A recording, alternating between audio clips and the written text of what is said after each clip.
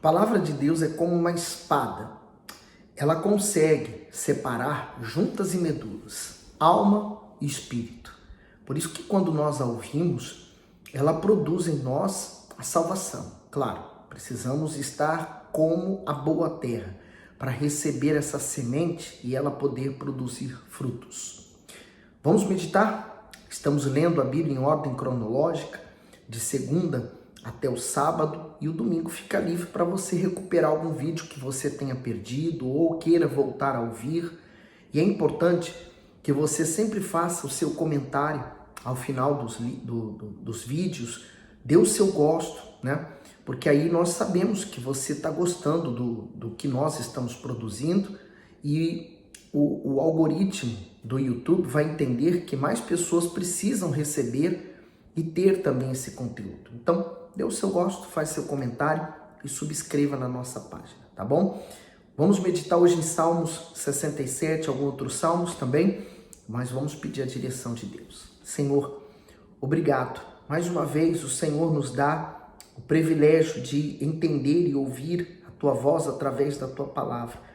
Eu não sei quais são os projetos, os planos que essa pessoa tem, mas que ela possa encontrar os Teus planos, o Teu projeto, o Teu propósito para a vida dela e, sobretudo, ela venha fazer a Tua vontade. Em nome de Jesus. Amém. Salmos 67. Deus, tenha misericórdia de nós e nos abençoe e faça resplandecer o seu rosto sobre nós, para que se conheça na terra o teu caminho e entre todas as nações a tua salvação. E o comentário diz, para que se conheça na terra. Todo aquele que conhece ao Todo-Poderoso tem o desejo de fazer as pessoas o conhecerem também. Quem tem dentro de si a luz da sua presença, leva aos sofridos a sua salvação. Além disso, torna-se sua testemunha, não apenas pelas grandes realizações na vida, mas também pela conduta íntegra que apresenta diante de todos. Mateus 5, 14 ao 16. Vós sois a luz do mundo. Não se pode esconder uma cidade edificada sobre um monte, nem se acende a candeia e se coloca debaixo do alqueire, mas no velador, e dá luz a todos os que estão na casa. Assim, resplandeça a vossa luz diante dos homens, para que vejam as vossas boas obras e glorifiquem a vosso Pai que está nos céus. Então ele está falando, na verdade, no fundo, né, sobre o nosso testemunho diário que nós damos. Você como um funcionário, qual o testemunho que você dá para os demais colegas de trabalho e para o seu patrão? Você é patrão? Qual o testemunho de patrão, né, convertido, cristão, você dá? Como filho, qual o testemunho de filho você dá para os pais? Os pais, qual o testemunho dá para os filhos como cristão, como uma pessoa seguidora do Senhor Jesus? Então, nós podemos dar testemunho de Cristo onde quer que estejamos. Então, é sobre isso que ele está falando. Quando nós somos essa luz, né, porque Jesus é quem traz essa luz para nós, nós não temos luz própria. Então, essa luz que há em nós vai refletir aos homens, e todos vão então conhecer e glorificar ao Pai. Seguindo, ele diz assim no 3, louvem-te a ti, ó Deus, os povos, louvem-te os povos todos, alegrem-se e regozijem-se as nações, pois julgarás os povos com equidade e governarás as nações sobre a terra. Louvem-te a ti, ó Deus, os povos, louvem-te os povos todos. Então a terra dará o seu fruto, e Deus, o nosso Deus, nos abençoará. Deus nos abençoará, e todas as extremidades da terra o temerão. O comentário diz, porque Deus abençoa seus filhos. As vitórias e o crescimento de Israel promovia o nome do Altíssimo por toda a terra e fazia as nações o temerem e o respeitarem. Isso significa que a vida justa e abençoada do Filho de Deus tem um propósito evangelístico no mundo.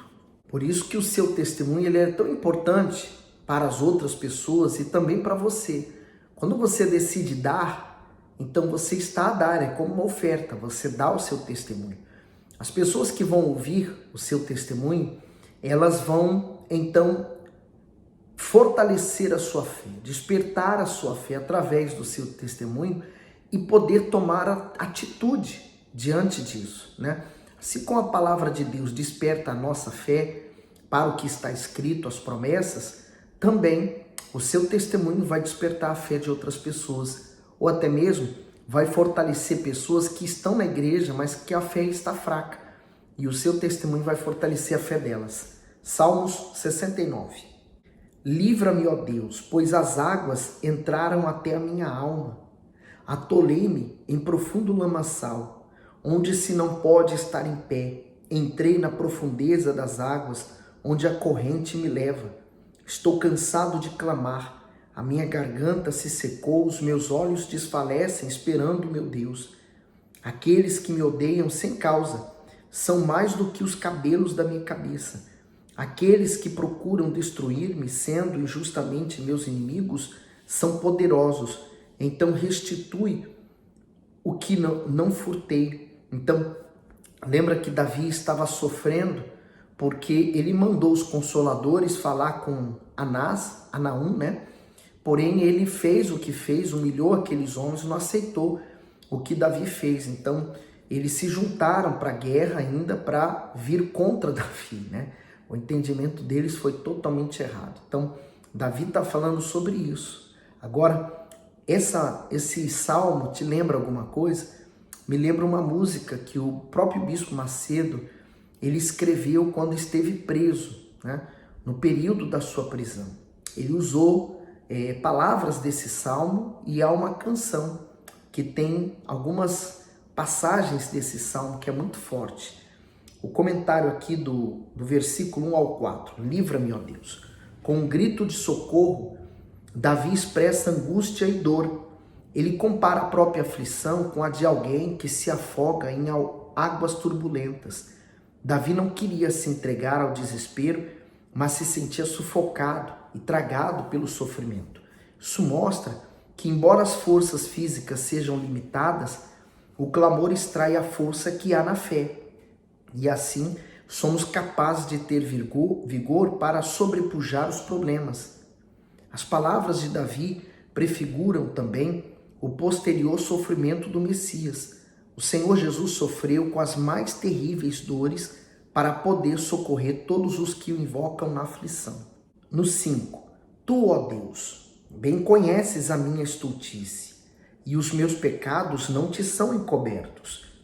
Não sejam envergonhados por minha causa aqueles que esperam em ti, ó Senhor, Deus dos exércitos.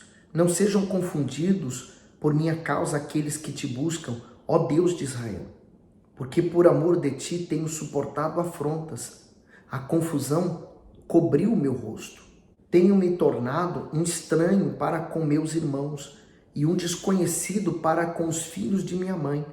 O comentário diz assim: por amor de ti, o justo é afligido por causa da sua fé, e aqueles que o afligem não têm ideia de que afrontam o próprio Deus. Enquanto a pessoa vive no erro, todos à sua volta o têm em grande estima. Mas quando ela se entrega a Deus e se desvia das práticas erradas de outrora, sofre rejeição e se torna como um estranho em sua própria casa. Isso acontece com o Senhor Jesus, que também foi rejeitado pelo seu povo. Porém, mesmo que todos deem as costas, aqueles que creem, o Altíssimo jamais os desamparará. Então, João 1:11 diz assim: veio para os que era seu e os seus não o receberam. E podemos dizer que não o receberam até os dias de hoje, porque muitos judeus não reconhecem Jesus como o Messias enviado para nos salvar. Eles ainda esperam o Messias, então eles rejeitaram Jesus. E quem aceitou Jesus? Aqueles que eram de outras nações. Por exemplo, eu e você. Versículo 9. Pois o zelo da tua casa me devorou, e as afrontas dos que te afrontam caíram sobre mim. O comentário diz: o zelo. Desde a mais tenra idade, Davi manifestava zelo em tudo que fazia. Como pastor de ovelhas, por exemplo, foi capaz de arriscar a própria vida para defender o seu rebanho. Nós vimos isso em 1 Samuel 17, do 34 ao 37. Os anos se passaram e esse zelo continuou. Por isso suas obras se destacaram e incomodaram. Tudo que o Senhor Jesus fez nesse mundo também foi com tanto zelo que gerou ódio nos religiosos da sua época. João 2,17 diz: os seus discípulos lembraram-se do que está escrito: o zelo da tua casa me devorou. Eles lembraram dessa passagem na altura em que o Senhor Jesus entrou no templo e mandou embora aqueles cambistas. Ele desfez aquele comércio profano que estava ali na entrada do templo, porque aquilo não agradava a Deus. Então, eles se lembraram do zelo da casa, né? Exatamente o cumprimento dessa passagem. Seguindo, diante desses exemplos, reflita: suas obras possuem esse mesmo cuidado e qualidade a ponto de serem comparadas a ouro, prata e pedras preciosas, ou são negligentes, superficiais e perecíveis como a madeira, o feno e a palha? 1 Coríntios 3, 11 ao 15. Porque ninguém pode pôr outro fundamento além do que já está posto, o qual é Jesus Cristo, quer dizer, o Evangelho do Senhor Jesus, que Ele morreu para nos salvar, que Ele deu a vida para nos resgatar das trevas. No 12, e se alguém sobre esse fundamento formar um edifício de ouro, prata, pedras preciosas, madeira, feno, palha, a obra de cada um se manifestará. Na verdade, o dia declarará, porque pelo fogo será descoberta, e o fogo provará qual seja a obra de cada um. Então a obra de cada pessoa vai ser manifesta, mais cedo ou mais tarde. Se aquele pastor, ele trabalha no cuidado para salvar aquelas almas, ou se ele tem outros interesses. 10. Quando chorei e castiguei com jejum a minha alma, isto me tornou em afrontas. Pus por vestido um saco e me fiz um provérbio para eles. Aqueles que se assentam à porta falam contra mim, e fui o cântico dos bebedores de bebida forte. Eu, porém, faço a minha oração a ti, Senhor, num tempo aceitável. Ó Deus, ouve-me, segundo a grandeza da tua misericórdia, segundo a verdade da tua salvação. Comentário diz: cântico dos bebedores. Ser ridicularizado, incompreendido e menosprezado por todos, principalmente por pessoas que estimamos, não é fácil.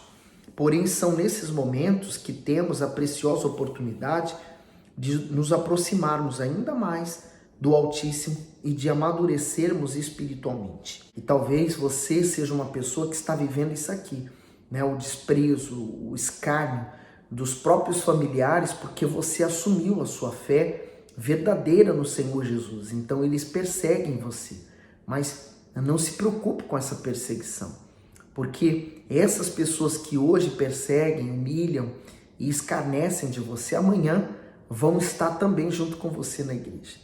No 14, tira-me do lamaçal e não me deixes atolar, seja eu livre dos que me odeiam e das profundezas das águas. Não me leve a correntes das águas e não me absorva ao profundo, nem o poço feche a sua boca sobre mim. Ouve-me, Senhor, pois boa é a tua misericórdia. Olha para mim segundo a tua muitíssima piedade e não escondas o teu rosto do teu servo, porque estou angustiado, ouve-me depressa. O cristão pode se angustiar? Pode. Quem é que, humanamente falando, não se angustia? Quem que não passa por momentos difíceis, de lutas, e que não se sente angustiado por uma situação? Mas aí está a confiança dessa pessoa em entregar para Deus e ela ter descanso. No 18, aproxima-te da minha alma e resgata, livra-me por causa dos meus inimigos. Bem tens conhecido a minha afronta, e a minha vergonha, e a minha confusão. Diante de ti estão todos os meus adversários. O comentário diz: bem tem conhecido. Saber que o Todo-Poderoso conhece detalhadamente as tribulações enfrentadas pelos seus servos traz alívio e conforto. Diante disso, basta confiar, pois não importa como ou por quem elas foram deflagradas. Quando reconhecemos que Deus é soberano e está no controle absoluto das nossas vidas, somos livres de todo desespero. Seguindo para o 20. Afrontas me quebrantaram o coração, estou fraquíssimo. Esperei por alguém que tivesse compaixão, mas não houve nenhum. E por consoladores, mas não os achei. Olha que realidade, né? Quando você tem algo para oferecer, você sempre vai ter pessoas à sua volta, querendo ser seu amigo. No dia em que você estiver na pior e você não tenha nada para oferecer para ninguém, você vai descobrir os verdadeiros amigos. Talvez você tenha uma multidão deles, né? Uma multidão de seguidores. Mas quando você não tiver nada para oferecer, quantos restará? 21. Deram-me fel por mantimento, e na minha sede me deram a beber vinagre. Torne-se-lhes a sua mesa diante dele em laço, e a prosperidade em armadilha. Escureçam-lhes os seus olhos para que não vejam, e faze com que os seus lombos tremam constantemente. Derrama sobre eles a tua indignação, e prenda-os o ardor da sua ira. Fique desolado o seu palácio, e não haja quem habite nas suas tendas, pois perseguem aquele a quem feriste, e conversam sobre a dor daqueles a quem chegaste. Acrescenta iniquidade à iniquidade deles, e não entre na tua justiça.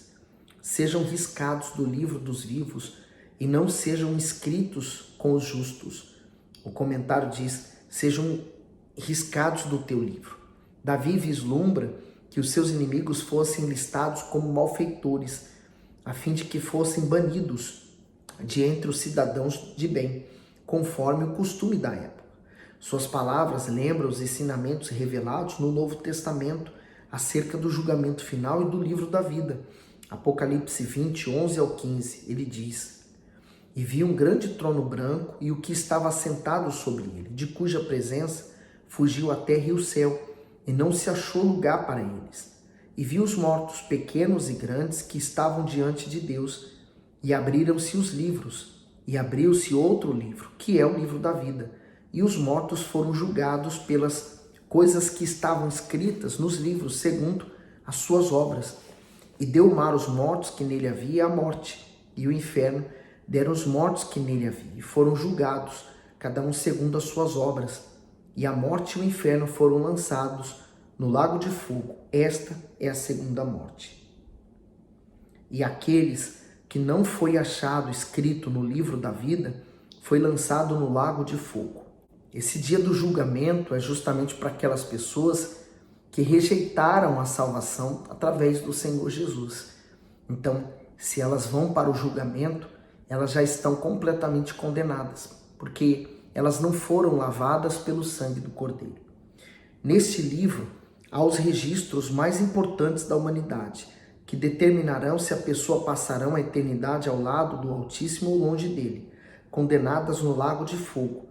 No livro da vida constam os nomes daqueles que, por meio da fé, se mantiveram afastados do pecado, assim como recompensa por uma vida justa e obediente à vontade de Deus, viverão para sempre com ele, para que a salvação e os nomes escritos no livro da vida permaneçam. É preciso haver constante vigilância da fé.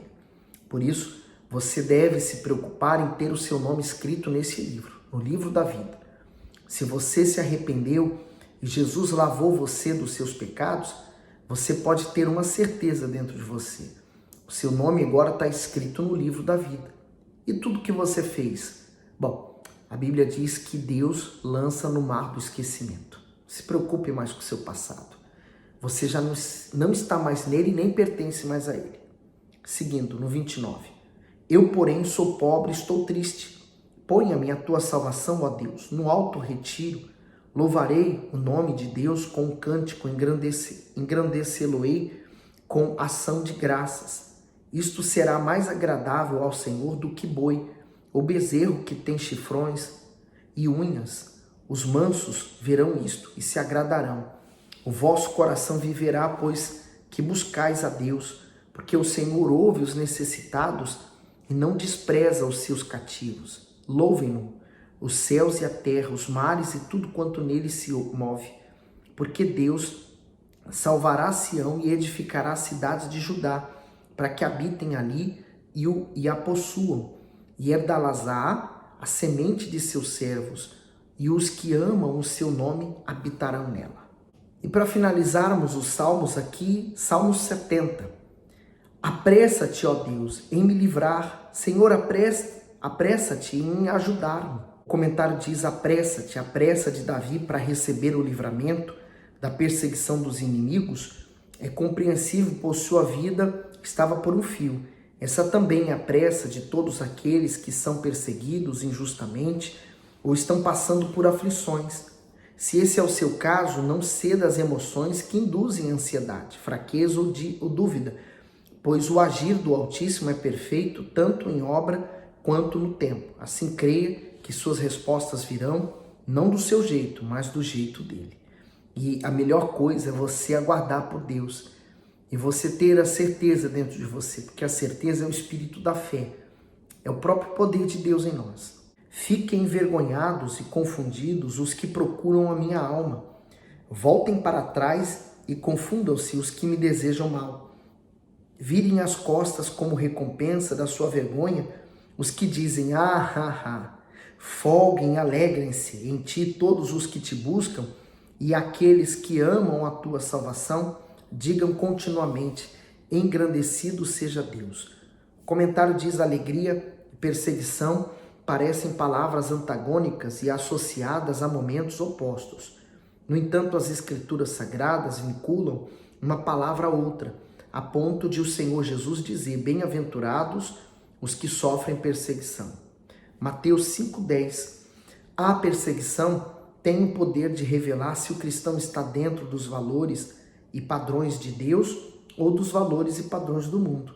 A perseguição surge exatamente por causa do embate espiritual, pois o mal atormenta quem rejeita os seus princípios. Portanto, felizes são os perseguidos por causa da fé. Em contrapartida, infelizes são os que não sofrem, pois fica caracterizado que a vida deste não está dentro dos padrões divinos. Então, ser um cristão no mundo em que vivemos é ser perseguido, porque o próprio mundo que pertence ao maligno vai se voltar contra nós. E encerramos agora no versículo 5, eu porém estou aflito e necessitado. Apressa-te por mim, ó Deus. Tu és o meu auxílio e o meu libertador. Senhor, não te detenhas. Davi suplica pelo socorro de Deus e Deus prontamente o atende. Assim como eu creio que Deus também está prontinho para atender você. Basta você suplicar a Ele. Bom, e aí? O que Deus falou com você? Põe nos comentários, dá o seu gosto, como falamos, e espalhe essa notícia para mais pessoas. Fique bem.